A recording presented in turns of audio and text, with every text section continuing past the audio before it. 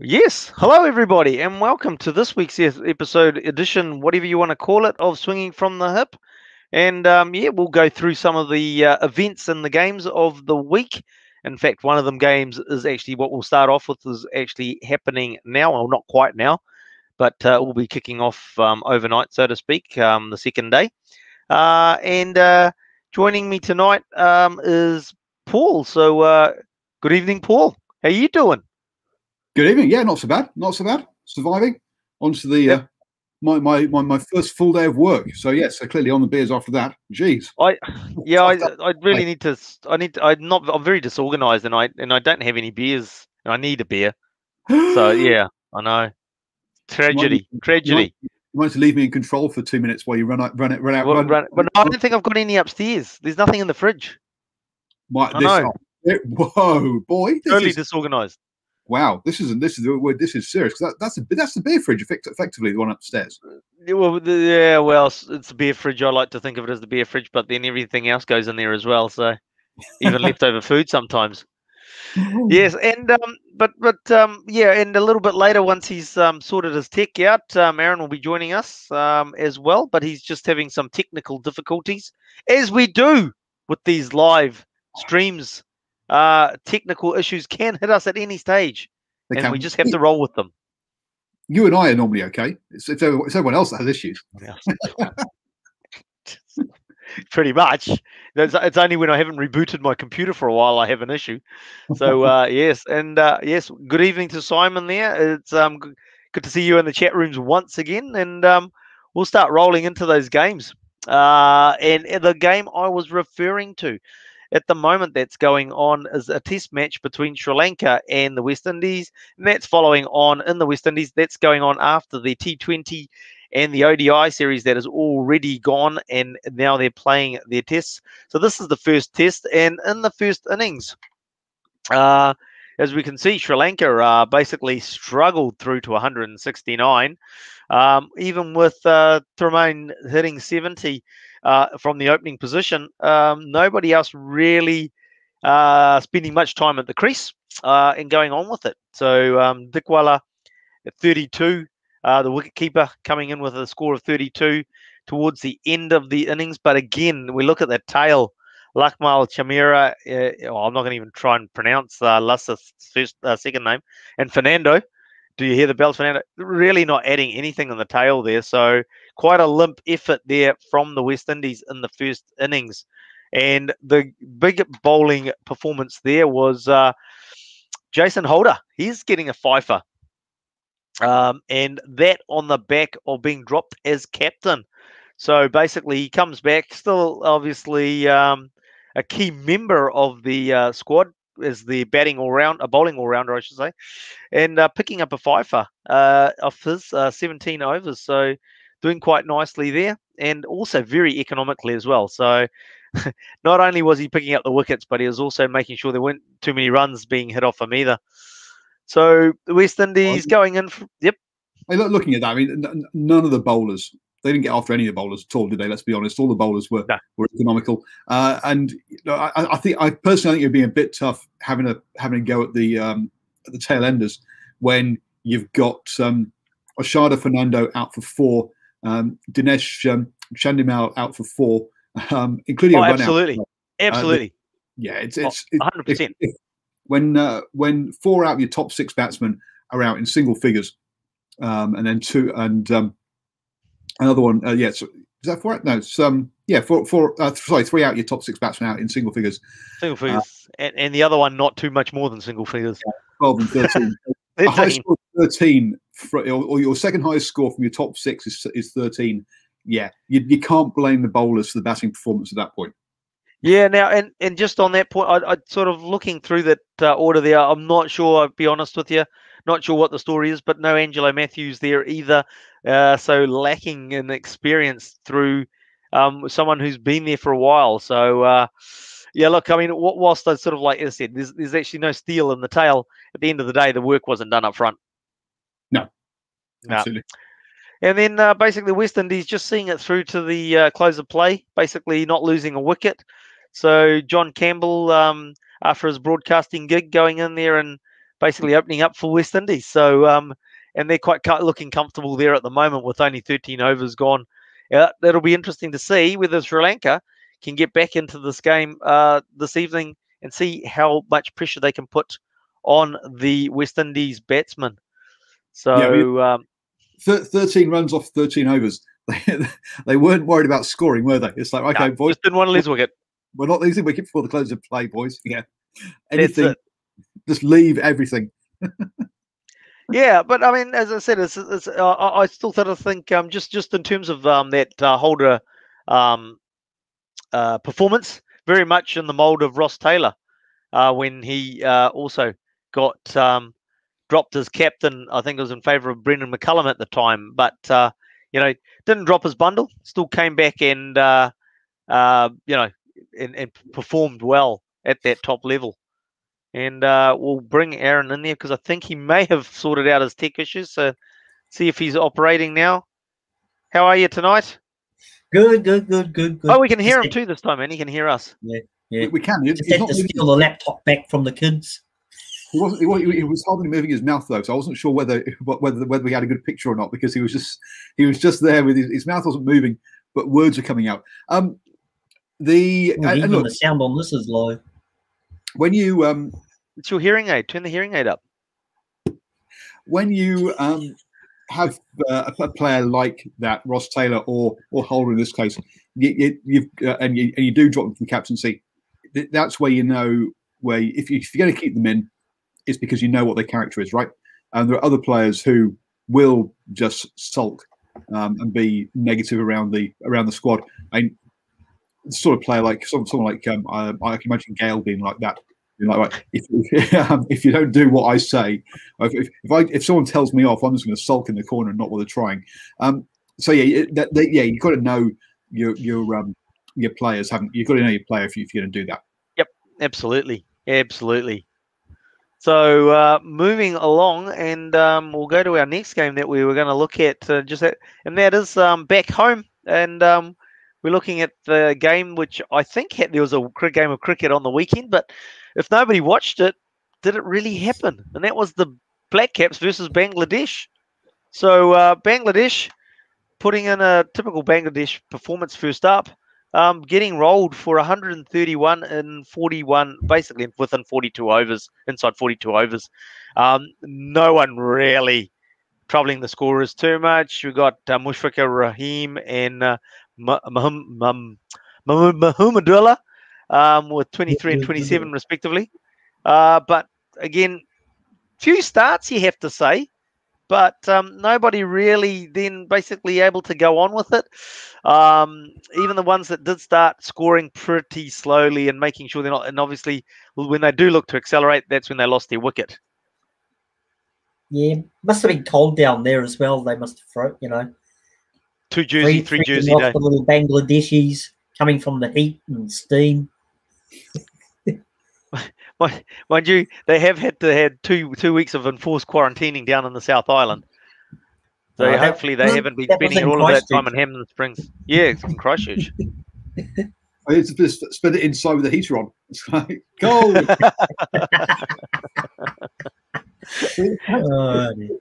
then the performance, because they've been cold the whole time. And how can you can't blame them? But the performance of this game was basically Trent Bolt picking up a fourfer off his nearly 9 overs, and looking to come back into a bit of form. I thought he was a bit quiet in the series previous to this, but obviously he's come back and he's swinging the ball to getting the fourfer there. So a nice little return for him.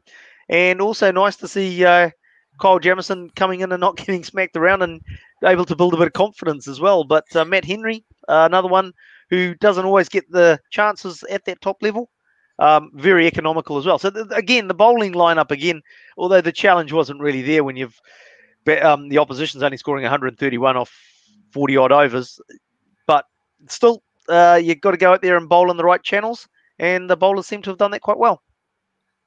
Yeah, I thought Trent Bolt was against the Aussies bowled really well, and that's probably our leading sort of bowler in there with the spinners, but yeah, it's good to see him picking up the wickets and that. And yeah, like you say, good to see old Kylie Jamison not getting smashed around and that. Mind you, saying that, look, we got Jimmy Neesham there, you know, who was very economical, which is really unusual for him as well, because he's normally about a six or 7 run and over bowler. So yeah. Yep. Yeah, exactly. I think pretty much that batting lineup was under pressure for the whole inning, so really they weren't taking too many risks. No. Yeah. And then Martin Guptill comes along and says, "Oh, I think I'll have an early dinner," and tries to get the game over in within 20 overs with a 38 off only 19 balls. Obviously, Laura had put the hard word on him. He'd been staying out quite a bit recently, so get home early. Get home early. Yep. Yeah. Extra children to look after now. Needs a hand at home. Yeah. Henry Nicholls, though, with his 49, unlucky to miss out by one on at least helping with the stats there. But you know, look, he goes really unnoticed. He goes under the radar, but he just keeps racking up the runs. To my mind, I think you know he really is sort of he's an automatic selection for me, particularly in ODI and Test matches. Yeah, it's very sort of comes under the radar. I think it was his 50th one-day game as well, so he could have had like 50 in his 50th one day, which is sort of very symmetrical, a bit of a rare feat, from what I think. I heard.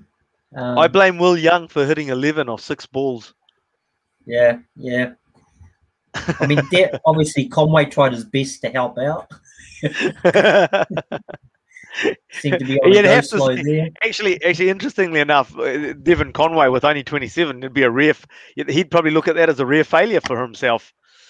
The way that he's been racking up the runs this season, in particular. Yeah, that's what I was going to say. He looks out of form if he only got 27 off 52.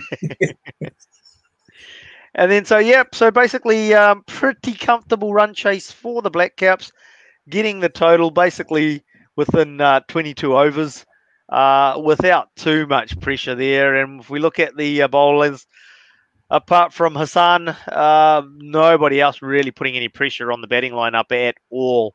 At the top of the innings, obviously, Mahmood basically got dealt to by Guptill, and even Rahman obviously getting a bit of tap there too. So the openers really not setting a platform. But then again, have they really got a target to defend? No, it wasn't really, unless they were probably relying on New Zealand to do a batting collapse, which we're of course renowned for over the years, but that didn't happen. Well, so you have to say, actually, good point that, because I mean, one of the things with New Zealand is that we don't like winning anything comfortably, do we? The number of times when we've got teams out cheaply and it's just like we have to struggle to get the total to make sure that we make a game of it and keep all the spectators on the edge of the seat and make sure they've got no fingernails left. So for them to actually pull this one off in only 20-odd overs is out of the norm for a New Zealand batting side. Yeah, absolutely. I mean, that was interesting. We'll see how they go. I think the second game's tomorrow, a day later, and Christchurch. Yep, that's right.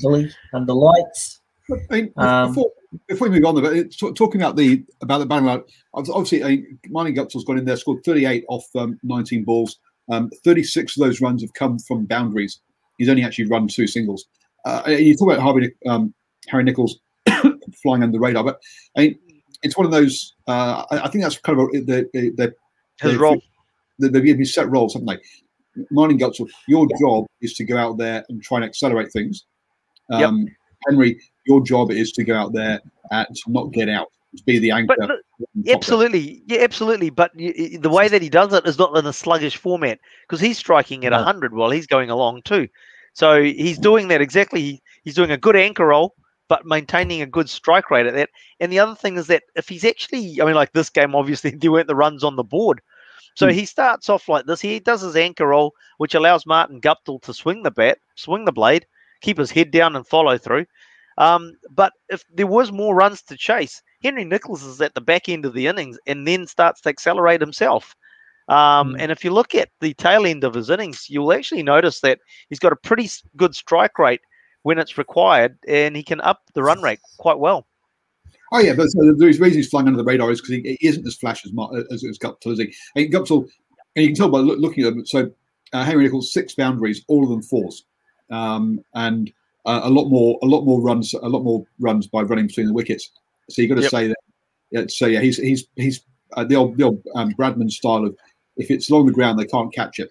Whereas Guptill, if we want 3 4s, and those 4s probably were 1 bouncing out. So yeah, it's a very different. There's yeah. I was going to say, if you wanted to be really super critical, you could say, look, Martin Guptill's hit 7 boundaries effectively, and he's used 19 balls, so that means, and then he's had maybe a couple of singles in there, so that's 9. So there's 10 dot balls in there. Exactly. Yeah, not good enough. Not good enough. Should be looking to turn the strike over and get a single at least. No, that's exactly the point. So his job isn't to turn the strike over. His job is to launch the ball, and Henry's job is turn the strike over. Turn the strike over. That's it. So yeah, look, I mean, I think realistically speaking, as Aaron mentioned, the second ODI on tomorrow, Hagley, day-nighter. We're really probably expecting more of the same, aren't we? I guess so. Again, we presume there's a game on tomorrow night. So we've been told. Who'll be watching? I don't know. Yeah, we'll be watching. We don't know. Or is it just rumors on Facebook? Yeah, rumors of these cricket matches going on at the moment. But as Simon actually mentioned, we'll just have to get our Rover app on and listen to it on the wireless, or the new version of the wireless. And I don't listen to much cricket on the radio. In fact, I don't listen to any cricket on the radio. But looking at the response on Twitter, the coverage on the radio has been pretty poor with the commentary. In fact, that they just about they're commentating as though they're on TV. In fact, they're not describing they're trying to add to the picture rather than actually draw the picture for the listeners, and so the listeners end up having to guess. It's like, so where did that pitch? What? Okay, so they've run for a single, but where did he hit it? What happened? So I think the cricket commentary needs a bit of work on the radio. I think you're right. Who's the commentators? Oh, look, so I was just going to say, I think Paul's right, but some of the commentators, in fact, I think most of the commentators that they have had on the radio channel are actually, the likes of, say, Simon Dool, who is a TV broadcast commentator, not being used by Spark. Therefore, he's on the radio show, on the radio broadcast. And there's a few others that are all come from IPL backgrounds or similar and commentating. So the experience just isn't on the medium. And so you're missing out on the likes of a Brian Waddle and Jeremy Coney, right? Oh. I mean, you can listen to Brian Waddle and Jeremy Coney go on and on and on quite easily. They're just they're easy to listen to. The praying mantis, exactly. So yeah, but it looks like, I mean, if we can't get some of those those possible budget streams operating, it's onto the old radio commentary. It'll be. Look, at the end of the day, and I'm going to back up what one of the guys from Sparks puts it. If you want to. If you want to watch sports, you need to have to pay for them, folks. So they're professional people. You either pay your ticket to get in the ground, or you pay for your TV coverage. Otherwise, who's paying? Yeah, but the problem that the Spark Sport people have got, and that Spark Sport man that said that's got, they don't have the content. So they're wanting you to pay for a week's worth of cricket for one match. Whereas if we take the converse of it, the obvious one is rugby with Sky Sport. Is the fact is that you're not watching one game, you're watching over the weekend. You've got the option of watching 4 games of rugby, and in fact, if you've got 6 nations coming in as well, so you've got far more content for the sport that you want to watch on that platform or on that channel. When you basically got one game, and as somebody made a comment, I can't remember where I saw it. Might have been just on my Facebook feeds. Is the fact is that if the game is as one-sided as the first ODI, then he's going to cut his Spark Sport off and just not worry about it. Yeah, kind of. That's the way you're. Yeah, as you say, it's, if you're only buying it as purely for the cricket and it's over in half the time. Yeah, you get, it's like well, it's not just half the time, Paul. It's actually the limited number of games on as well. You know, it just needs more cricket content, live cricket content, because there's only so much recorded stuff you can watch. Oh, but there's also who actually wants to watch. I mean, what kind of audience does Plunkett Shield get or Ford Trophy get? So they must see. That's the interesting thing. Actually, good comment there. Oh, well, good question, I should say, because what's Sky been putting on? Sky's been putting on Sheffield Shield. Now I know they get it cheap because they've been, but at the end of the day, you're still putting it on because you know that there's some sort of following that's going to watch it if they see it's on. Well, and that's the thing. It's just like if you build it, they will come. Well, they're feeding the Plunkett Shield through YouTube, aren't they? Yeah. I mean, it's only a camera from one end. Woohoo! But it's on. You've got content. It's on YouTube, so if you want to follow it, you have it running in the background on your desktop while you're working. Generally speaking, with longer formats of cricket, that's what you do, isn't it? I mean, like even if you're at work, it's like you've got just on a screen on the side with a little bit of commentary going, and something happens, and so you turn and watch, and then go back to what you were doing, sort of thing. So, yeah.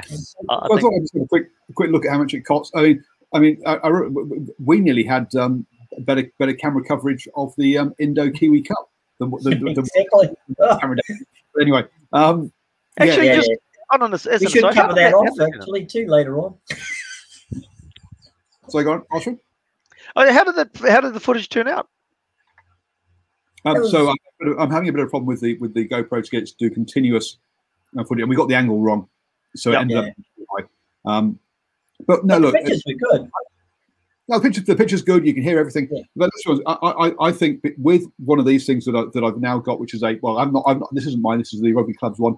But with one of these, which is basically a Sony 4K cam and a couple of GoPros, you could you could have coverage or camera coverage from live streamed from the what do you call them? Gone blank. The umpires and one camera on at one end, or even multiple of those.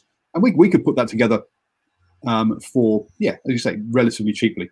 But so looking at the prices then, so Spark Sport is $25 or $24.99 a month. So I thought I'd compare that to Sky Sport, I think which the cheapest is, offering. Looking at Sky Sport now, so the streaming offering rather than having a box, which is the comparable one, is $39.99. So 15. So $40. So basically $15 more. But so much more content. So much more content. And it's like what Simon says, right? Simon's comment there in terms of they really do need to get one of the major winter codes on, and that would help. The problem is having niche sports is you're only getting niche followers, and niche followers usually follow their sport, and they're not broad-based sports followers. So tricky one for Spark. It's still something that I guess they need to develop. Because I asked the question. Didn't they launch at like $15 a month? So I think they've gone up quite a bit. Yeah, they did actually. You're right. They did about $15 a month. Yeah. So at $15 a month, I would say that actually that it's a good deal. When I looked and saw it at 25, I was thinking, oh, okay. That's higher than, I think they need to go back when they first started off. They need to go back to the original. If you're a Spark customer, then you get it at this price, a heavily discounted price, because you're making your money off the fact that they got the broadband connection or whatever. That's what, marketing 101 really. And then you might get a bigger uptake. And also you might get people swinging across to your ISP offering. So All they've got, if they've got the obviously they've got the Black Caps and White Ferns, Super Smash, Premier League football, Formula One, Motor Grand Prix, and World Rally Challenge Championship. So they're looking for the motorsport guys there. But I'm not sure what the crossover between cricket and motorsport is, to be honest. Cricket over in Premier. I mean, the other thing is that maybe it's also showing up. You know, there's the big push that Premier League soccer used to get in or gets in this country, and it's just like maybe the demand isn't there as much as what people thought there was there for Premier League. But I think also the problem is, as you say, they've got the Black Caps, but then they've got the NBA, and I can't see the NBA and the Black Cap and the cricket having much of a crossover of audience. So you end up with limited. I don't think they've put together. I don't think they've gone for one niche. They've ended up trying to cover all sports people, and they've a bit of a splatterdash approach, which hasn't quite worked. Yeah, no, it hasn't worked. Well, I just asked the question: is I mean, what were the viewership numbers for Sky when India and Australia were playing compared to the viewership numbers on, Spark when the Black Caps were playing? I mean, I don't think that would be comparable, even in New Zealand. Sorry, neither of them would give up those kind of numbers though. Sky hates telling you viewership numbers. Yeah, but I can tell you that there'll be more people having you can tell Australia. You can tell by like us traveling in cricket circles, for want of a term. What's the chat about? The chat is about England, India. The chat's not about how the Black Caps are actually doing. Even when we were playing and we were beating Australia, the chat was still about England India games rather than Australia Black Caps games. Mm-hmm. And I don't think it was just because we were in a bunch of Indians. Which it was the case, let's be honest, it was the case. It was a bunch of Indians. So, yeah. But hey, at least we know that the Premier League on Spark has one viewer in the form of Sebi Roos. Sorry, just had to get it in. Sorry. And avoid going down the rugby route. That's why I have to throw in our rugby shows. I have to throw in those odd cricket remarks. Balance it all up.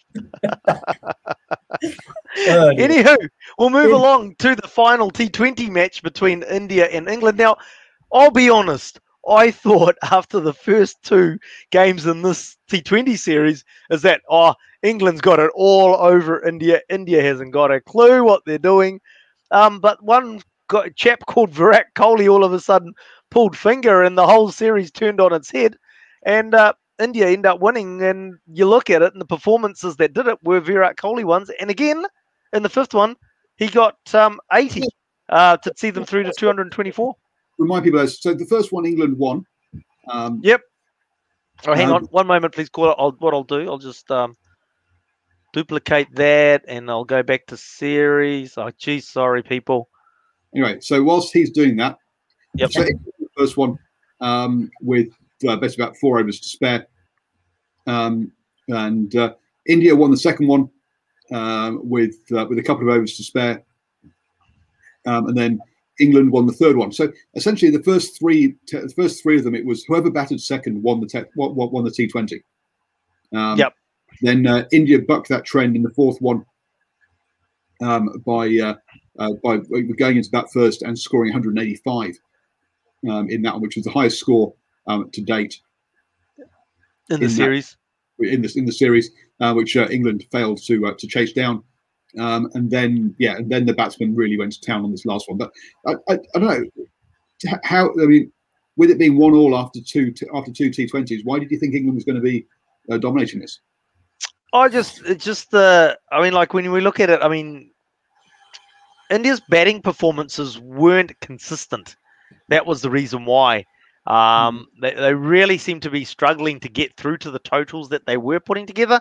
And then, as you said, in those last two, the fourth and fifth, the fourth one that started it off is Virat Kohli again, seeing the team through to 185. And, England only missing out by 8 runs in that one. So, and they lost quite a few wickets towards the end. And, when you're chasing and you start losing wickets towards that tail end, it's really hard to keep that run rate momentum up. So you can understand why they ran out of puff, sort of thing. But your memory's playing tricks with you, mate. Did they ramped it up at the end? No, Virat Kohli got 1 run in the fourth. Oh, sorry. Don't say that. Nobody knows it. Can't see a scorecard up there. You know, geez. That's all right. I'm not commenting much because I haven't seen any. Yeah, so Yadav got 57 in this one, helped by Pant with 30 and Aya with 37. So it really was a bit of a team effort getting to 185 for 8 in that total. Yep. So, yeah. So I know. To me, it was going. It was two heavyweight boxers landing punches. If you landed your punch, you kind of won. It depended on who landed the punch first for me in those first 4. So they did come into this last one 2-2 in the series. So yes, they did. And then we get to the scorecard then, and it's just like, well, that's where okay. Virat Kohli scored some runs in the final game.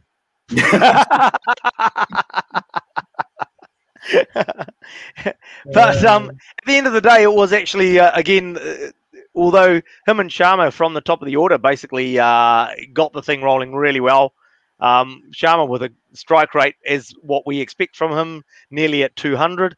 And then even as the wickets fell, the players coming in maintained the momentum going through. And finally, Hardik Pandya, with a strike rate of 229, scoring 39 off just 17 balls, really put the icing on the cake to see them through to 224 runs. And then England in reply, basically disastrous start. Just if we go back up to that one, whilst my other computer's died as well, but you look at that scorecard. You say Rohit Sharma, Virat Kohli are doing well at the top, Yadva, and then Pujara. If we look at how they went when they did manage to chase down 165 in the second T20 again. Okay, Rahul went cheaply at the top, but it was then Krishnan and Kohli. Krishnan 56, Kohli 73, with Pant coming in, putting up 26 off just 13 balls.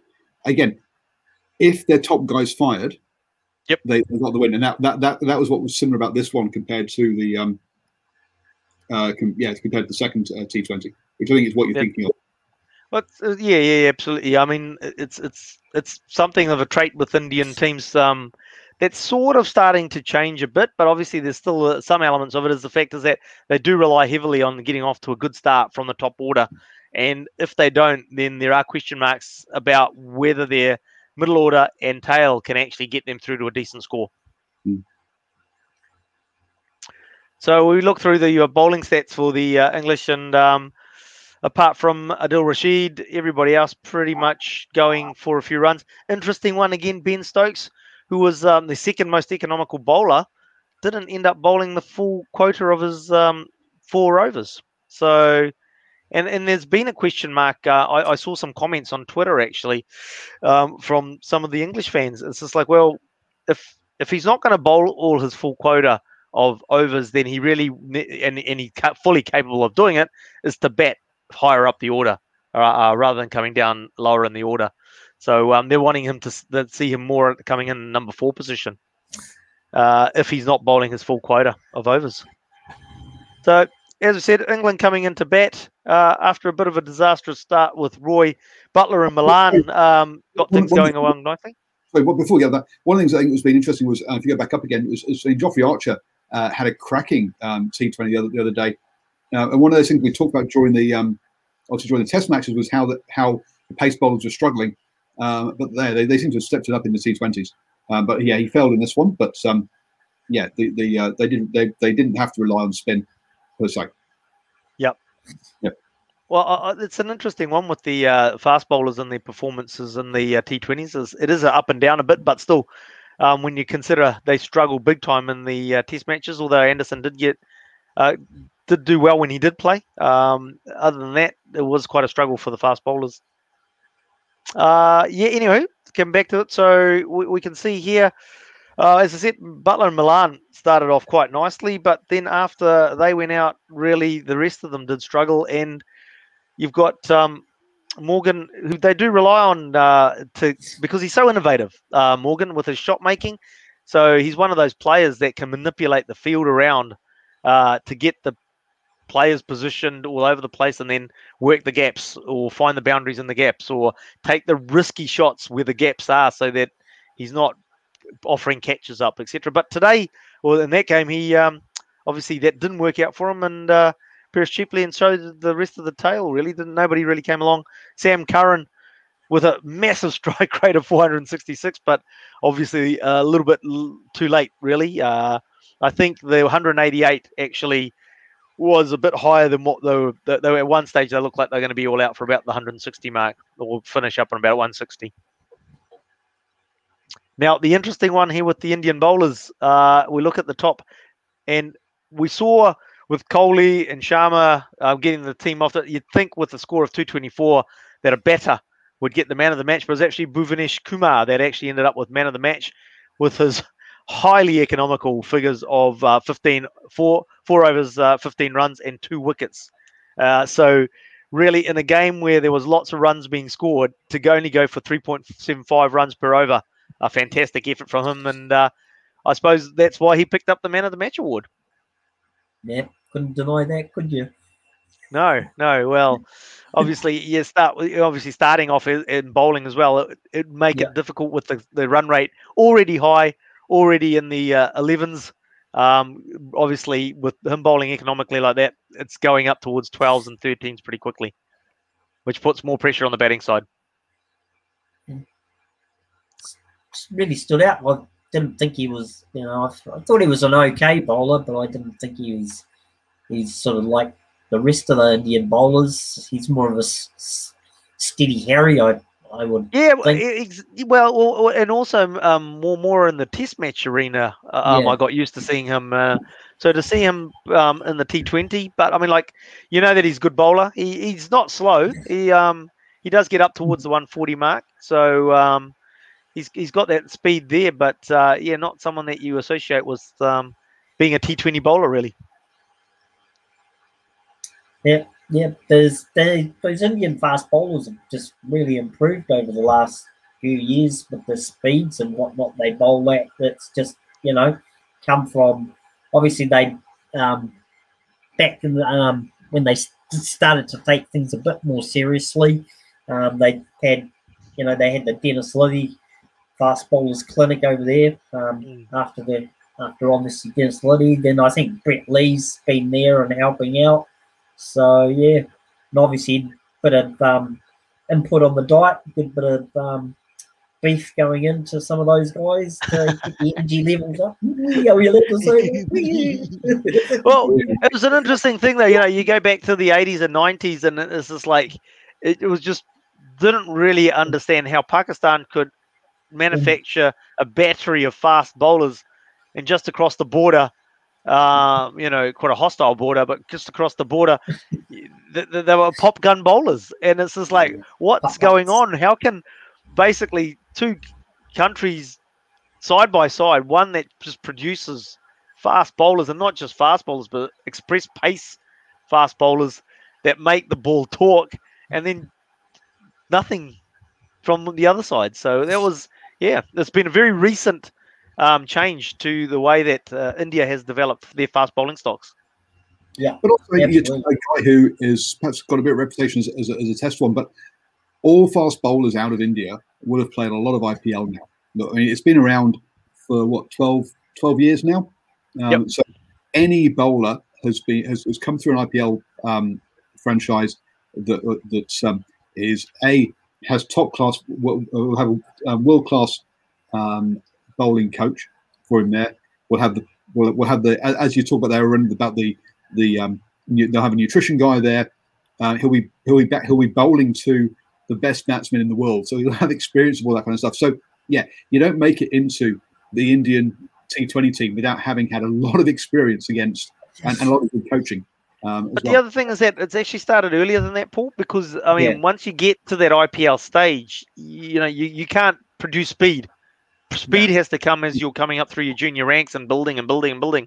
So there's actually been development happening at the junior level to either identify kids with actual pace and develop them, or to come up with a strategy that makes the kids faster.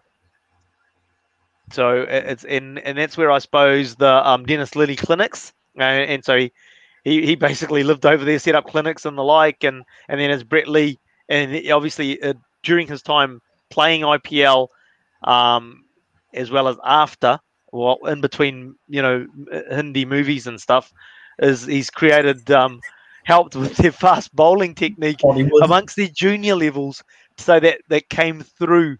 Because really, once you're playing first class level, it's probably, I mean, Shane Bond's an example of someone who was a fast bowler, got a bad back injury, and came back and bowled even faster after the bad back injury. But it's a rarity of a bowler increasing pace after they've got to that level. But they've got the perfect finishing school, haven't they? Let's be honest. Yeah. Yeah. Nowadays, absolutely, 100%. Now it's just like, as you say, you're bowling against the best batters in the world, sort of thing. And if you're not performing at that level, you're not in the auction next year. Yeah. Yep. And the factory's producing, isn't it? Because I mean that was proven in Australia when they lost a lot of their top line bowlers.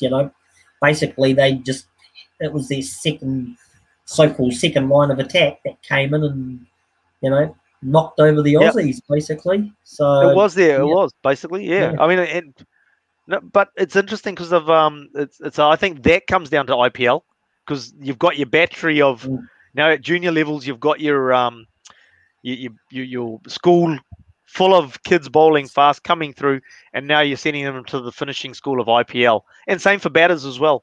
The batters are now facing world-class bowlers constantly as well. Because there was a few injuries in the batting lineup. Obviously, Virat Kohli going home to have the baby. Not him personally, his partner, his wife, but yeah. So you had batters coming in as well that weren't expected necessarily to stand up or to struggle, but they just got the job done. Yep. So moving along. Now here's an interesting one. We just touched on Sheffield Shield before being on Sky TV, or some of the games from over Australia. Here's one for you. Did you hear New South Wales got bowled out for 32? Yeah. Came up on my Facebook feed. So all out for 32, playing against Tasmania, and Jackson Bird, who's I don't know whether you call him a former Australian fast bowler or not, but has played for Australia. 7 for 18. So a phenomenal effort there. Just bring. Oh, geez. What they bowl out for? 32. And he gave up more than half the runs with 18 runs. Yeah. Slacker. Yeah. Nice. I like that. Yeah. His selection will be being looked at for the next game, won't it? Yeah. Just to put this into context, New South Wales are the current reigning Sheffield Shield holders. So Tasmania, who batted first, got 333, and then basically bowled out New South Wales for 32. I assume they would have had the opportunity to enforce a follow-on. They didn't. They got 191, and Tasmania got 191 in return, and then bowled New South Wales out for a second time for 194. So on the back of that first innings rout of New South Wales, they ended up winning the game against the current Sheffield Shield champions. So, yeah. You can't blame the pitch when they've gone and scored 300 and odd, and both sides go and score score nearly 200 in their second innings. Yep. That's not a pitch issue.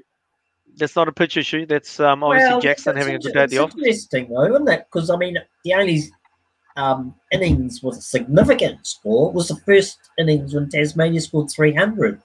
Yeah, we've got the 32, but the other two were under a 200 as well. Both the second innings.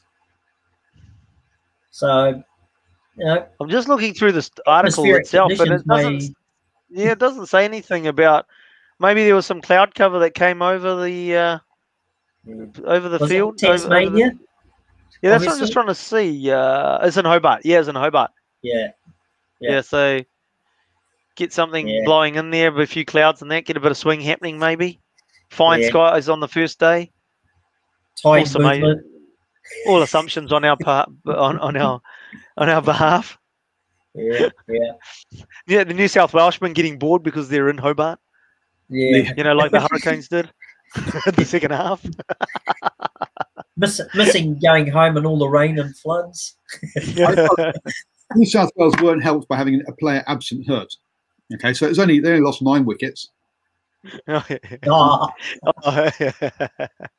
Hey, just so we'll move on from that one. Next one is that the old in the IPL, which is not too far away from coming along again, because we did have quite short period between last year's IPL because it was delayed towards the end of the year, and we'll have the IPL kicking off the 9th of April is when it's scheduled for to start. But the players will not be getting a COVID vaccination injection. There has been the SOP, which is the standard operating procedures for the tournament that has been released. And obviously a big portion of that is the health and safety part of that. But as part of that, they will not be getting the vaccination, which I think is interesting, actually. I'm just surprised. I think just as a precaution, you'd sort of think, you'd just say, oh, yeah, all the players and the supporting hangers-on and everybody will get the jab. So what do you think? It's a bit of a strange one. That's weird, isn't it? Because is it the Black Caps that are going to go there? They're going to get vaccinated, aren't they? They jumped up the queue. I don't know. Because Ashley had to pay for the tickets in the end, I think so. Oh, did Ashley have to pay for the tickets? Yes, I don't know. Yeah, I don't know. Yeah, I don't. Yeah. Well, that's what's publicly. Might need to give him some tickets for Hagley tomorrow or something. I don't know.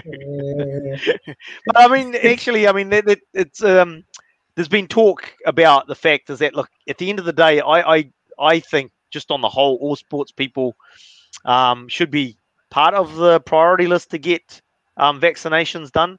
And the reason is because they actually bring entertainment for everybody.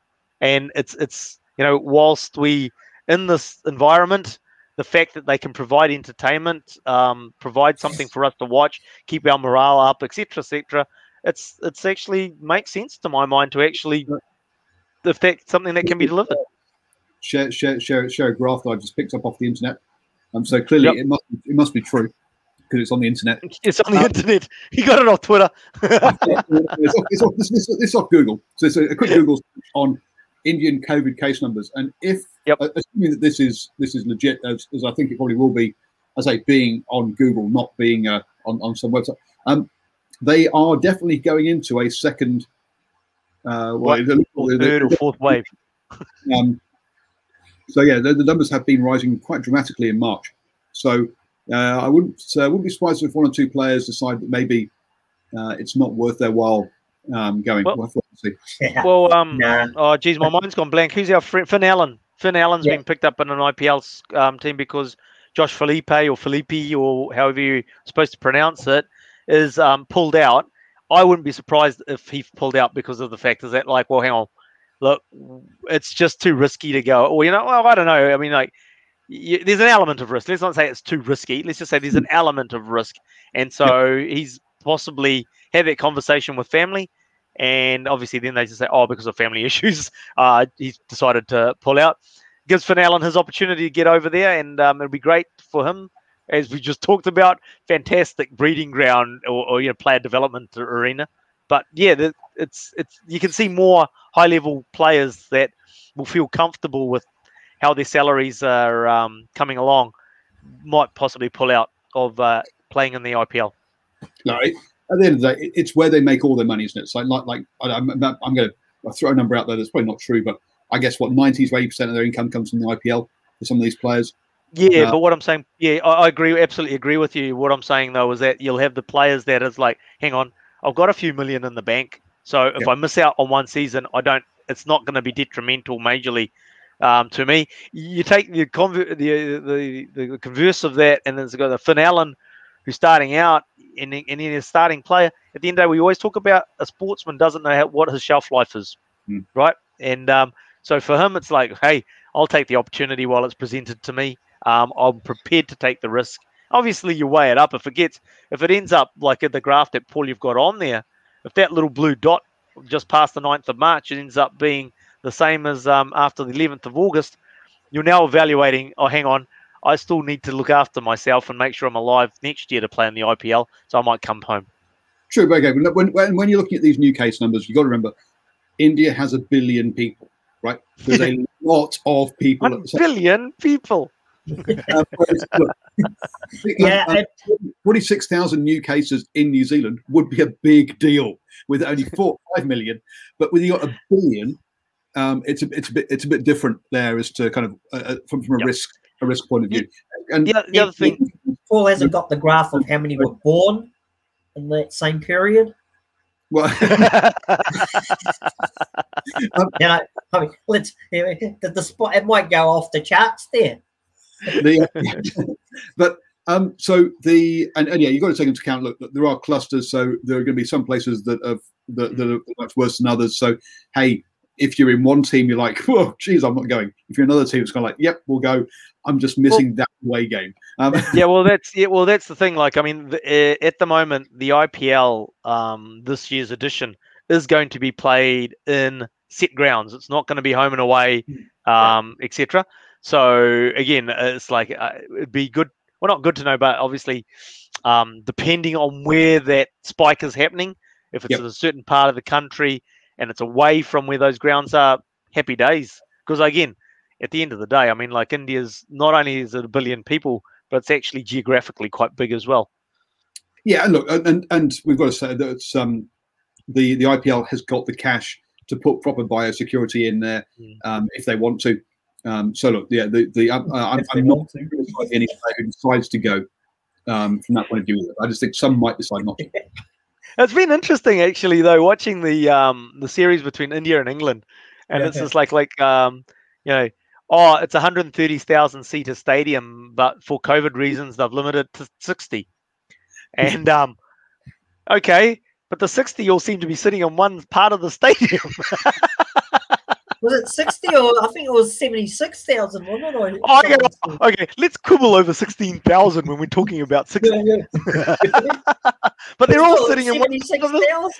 But they're all still sitting in one part of the stadium. But I have to say, by looking at the crowd, most of them, or in fact, all of them that I could see, wearing their mask. And I mean, that graph that Paul pulled up. Like most of the deaths are most likely to be around the slum areas anyway, where it's Arun, no control. No, but it's just like when you're hard to control in those areas. Yeah. And then this is new cases, not deaths. Okay, this is that's I don't know how. I've not checked how virulent the strains are in India. But you're right. There's sanitation in some of those areas is going to be lesser because of those. Yeah, you say they don't. If you're living in a tin shack with no running water, then it's different to staying in a 5-star hotel with guards on the doors keeping everyone out, which is what But those tin shacks, they do have mobiles, they do have a TV aerial, and they do have internet. I got to tell my story. So the only time I've been to India is in 1991, and it's just like the rest of the family stayed. I was coming back, and we all came down to Bombay as it was still back then. And just come say bye to little Ashwin, going back to New Zealand.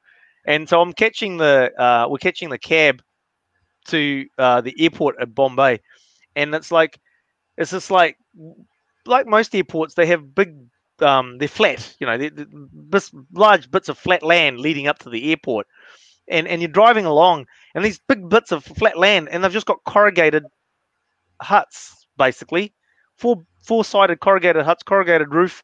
And they're just lines and lines and lines, and you can, as far as you can see, but every single one of them has a TV aerial sticking out the top. It's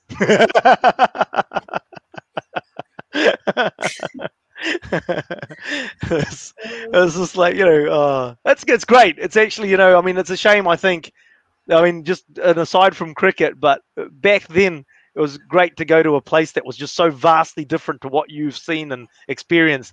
These days, if you go there, you're pretty much going to get a westernized experience, I think, unless you can manage to go off the beaten track. So if you can get to India and get off the beaten track, well worth doing, because you just see a different world, and it's a fantastic experience.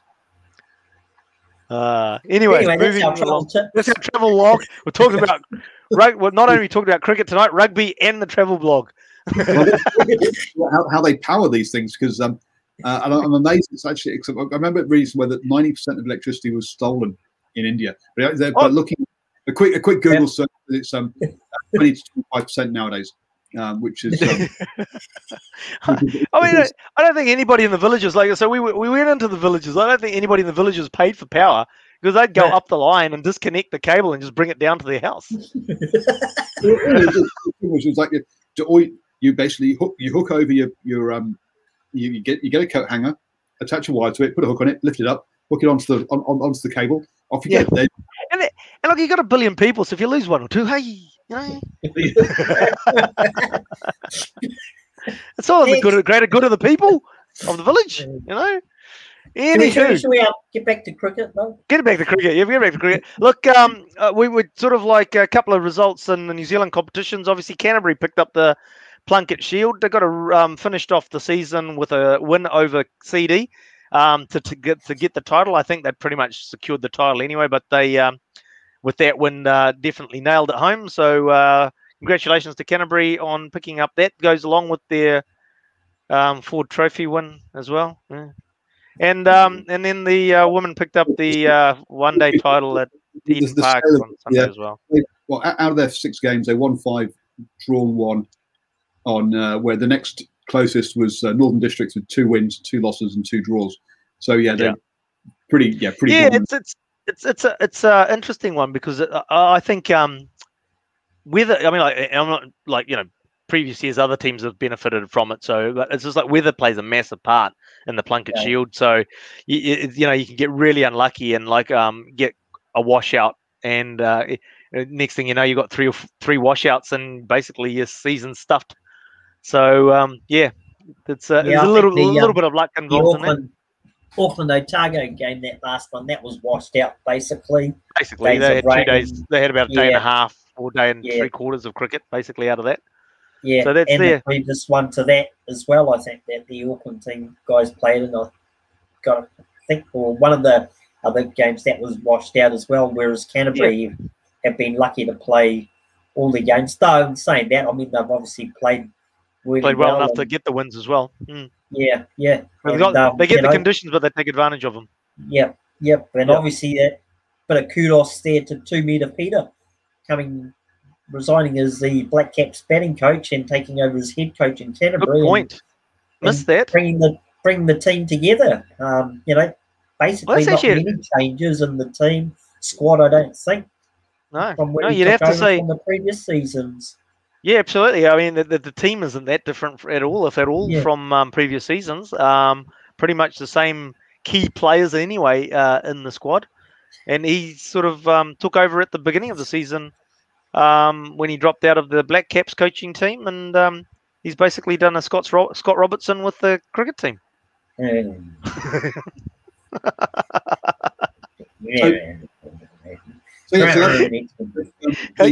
not only. Sorry, are you going to go on to the Ford Trophy next, or the Ford Trophy? Yeah, because they followed the Ford Trophy as well. They won the trophy. They won the Ford Trophy as well. Yeah. They beat Northern in the final. Yeah, beat the Northern Knights in the final. But and the women won the Halliburton Johnson Shield, and they also won the Super Smash. So two trophies for the men and 2 trophies for the women down there in Canterbury. Really got their things going well down there. Yeah. To be honest with you, with the T20, I was just like interesting. My first time to be able to say it tonight. It really is weird because the Wellington Blaze really just fell off their foils. They were sort of like cruising along at 40 knots, and basically in the last couple of games, I mean, because Auckland actually nearly tipped the Blaze over in the semi, I think, as well, in elimination. It wasn't a dominant performance by the Blaze in that, and then the Magicians got it over the Blaze in the final there in the T20. So really quite a surprise for them to how they crashed and just couldn't get back up. And also, it was even though Canterbury were the highest seed in the women's Super Smash, because the men's final was in Wellington, they put the women's final there as well. So they didn't have home advantage either in that one. So going along with the women's sport cricket team games there, we've actually just named the 2 squads to take on Australia in the T20 series. Why doesn't that come up? What's happening there? It's not coming up. Oh, well.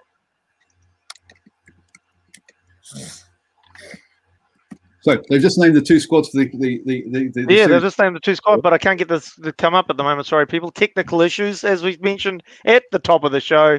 How about we add that to this? There we go. We just add it to the stream like that. There we go. That works. So as we can see with the T20 squad to face Australia, Sophie Devine as captain, Maddie Green, Brooke Holiday, Haley Jensen, Fran Jonas. Now, Fran Jonas is a 16-year-old who came into the Black Cap squad earlier against the English. Didn't get used, I don't think, but she's been she's still been kept in the squad, and will hopefully get a crack in one of the games.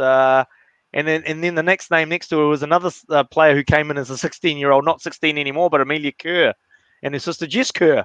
And then Rosemary Mayer, Frankie Mackay, who's made a renaissance of the season for her, been away from the international scene for quite some time, and then made it back through the commentary booth into the Black Caps.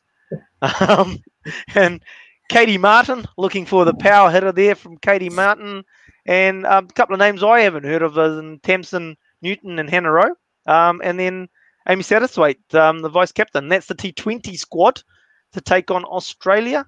And then next bit, don't forget you can get my interview with Fran Jones over on the New Zealand Sports Radio Facebook page. Just have a look at our cricket section and videos there. I got a post-match interview with her after one of the Super Smash games. No, that'd be good. That'd be well worthwhile listening to. If you haven't heard it already, get over there and have a listen to that. Now, just also a note on that T20 squad, there is the double header where they will be playing Australia at Eden Park when Bangladesh take on the Black Caps.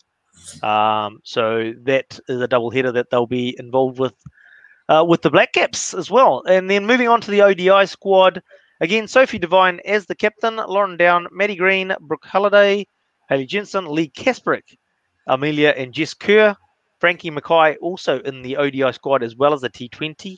Rosemary Mayer, hope she doesn't have one. Katie Martin, Hannah Rowe, and Amy Satterthwaite. And making a welcome return, I think we'll find, is Leah Tahuhu. Now, obviously, I think one of the things that the White Ferns,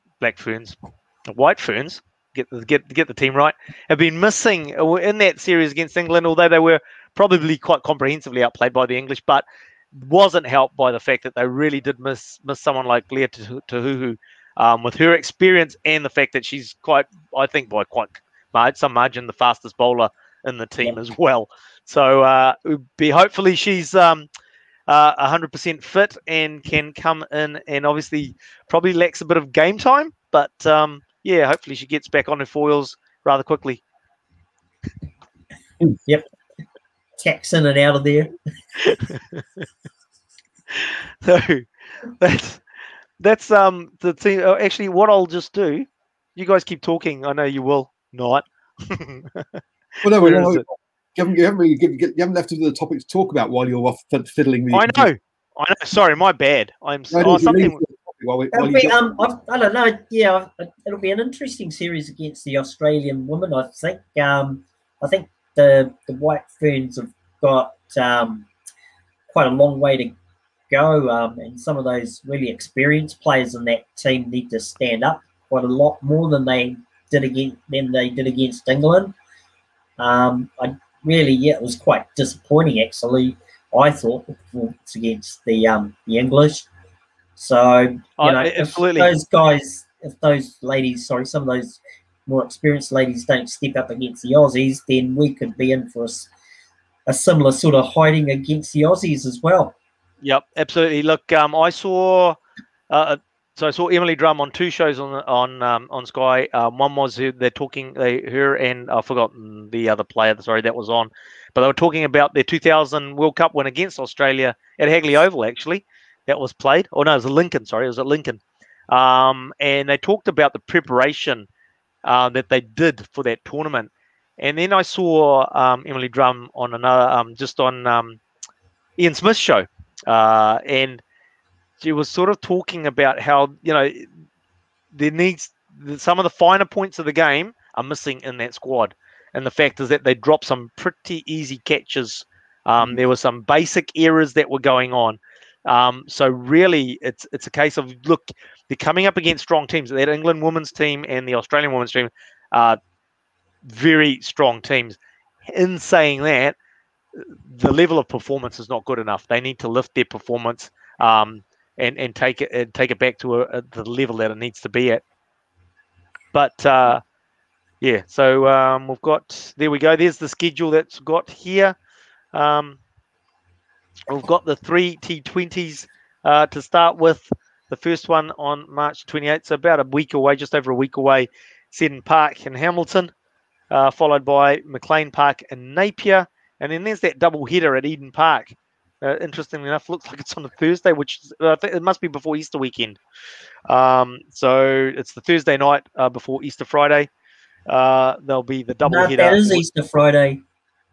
No, they got sorry. April the 1st Thursday. They got a Thursday there in the thing there. So, yeah. I think that's the wrong thing. I think that might be wrong. I think you're right. I think it's a Friday night. So, but anywho, 3 o'clock kickoff for the women's game and 7 for the men's, and then they'll move into the ODI at 3 ODI matches, all at Bay Oval in the Mount. And that's really interesting. It's getting quite late into the season, isn't it? Into April for cricket matches in New Zealand. Well, it's good to see, because I mean, April. It's good to see. Pretty good. Yeah. Oh, absolutely. I mean, we've been camping in April, and it was brilliant weather. So I think to have a day games at least, I think I'd probably wouldn't go for the day nighters so much when you're starting to get into April, mainly because of the dew factor that'll be getting up even higher. But I think a day game, no reasons not to have it. But as I say that, I look at the second and third ODI, and they start at 1 o'clock. So they'll be sort of be a day nighter, I guess. Yeah, because that's daylight saving basically over, isn't it? On that, on the 31st. So but I just had a quick look at the calendar. So the 1st is a Thursday. It's April Fool's Day. Of course, 1st of April. Got me. So, well, that's but I mean, like, it'll be interesting. I said it's after the performances they put in against England, I think they'll want to show people that, hang on, that was an aberration. They are a better side than that, and that they can lift their performance to where it needs to be. I hope to be proven wrong, but I doubt it. Yeah, I think the unfortunately the White Ferns are way behind the black at the moment, so as to say, and you can see it. You know, I mean, you look at that team, and there's only one player from Auckland, and I think they've probably got the most women's team in and club cricket. You know, in the club competition in New Zealand. I mean, I have no idea what the club competitions around the other regions are like, but I know in Auckland it's pretty sad for all the promotion and stuff they try to put into it. But yeah, obviously they're picking from the Super Smash and those sort of, and the Halliburton Shield ones, and that's why Auckland haven't gone great in those ones, which is why we're not seeing too many Auckland players in there. Oh no, but he's what we're referring to is the numbers. Really, you know, it's a numbers game. It's a numbers game, and that's just it's more the extrapolation of the example of the numbers game. And when we look at that Super Smash, one thing we've talked about previously is the fact is that the competition itself at the women's level suffers because you've got your top players like your Amelia Kerrs and your Sophie Devines, etc. But once they're out, there's a big drop off to the other players within even the Super Smash teams. So there's definitely a numbers issue through the whole competition. Wow, I think that wraps things up quite nicely then, guys. Yeah, I think so. Paul's had a big day. He's been working. He's such a big boy, you know. Big boy. You want to save me from having to go back to the whole working life, you can go to patreon.com/NZ Sport Radio, that I can spend my full effort on this. instead. Yes.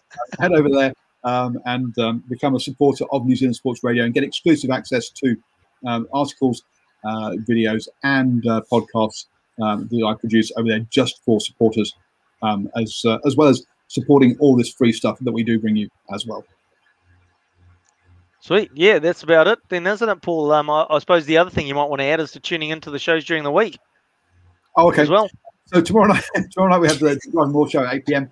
On we shall say our rugby show. On Wednesday evening at 8 p.m. we'll have the Standoff, which is our league show, and then the Knicks newsletter at 9 p.m., which will be a watch along or watch party because the Knicks are playing at 9 p.m. Also, and apparently Sevu Reece is making an appearance in that show. Yeah, no, yeah. And I'm sure the handball incident that was in the in that game will be discussed by the boys as well on Thursday evening. Thursday at around about between 5 and 5:30, we'll have the preview of all of the Super Rugby action with Cornflake and Shane, and then it's into the weekend's action. And yes, for those of you who are wondering why are they gesticulating on there, because I've muted them because I had enough of everybody's comments. So thank you everybody for joining us. It's been a blast as always. Don't forget you can listen to us as a podcast as well.